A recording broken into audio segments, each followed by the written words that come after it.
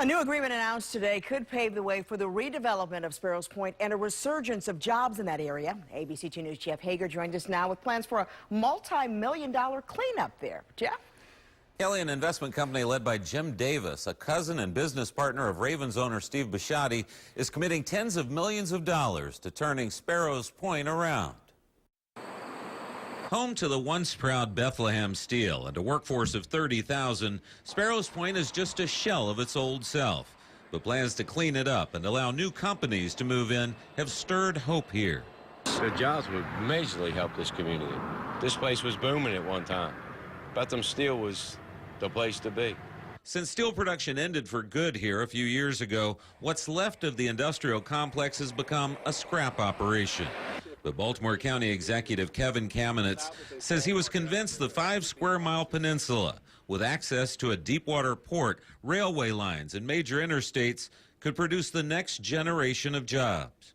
Well, the key was really to attract a new ownership group other than the ones who originally bought the property out of bankruptcy. Their goal really was to kind of, cut and run and make what they could make and move on. We wanted an owner that could share the vision. The group led by Redwood Capital Investments is assuming the cost of cleaning up more than a century's worth of environmental contamination on the 3,100-acre site, which was originally estimated to cost some $75 million.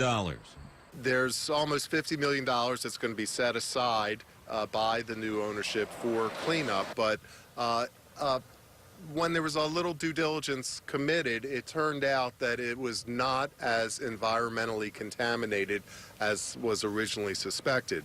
That was enough to satisfy state and federal regulators. But if Sparrows Point is to fulfill the promise of new jobs, those who may fill them want assurances that cleanup is done right.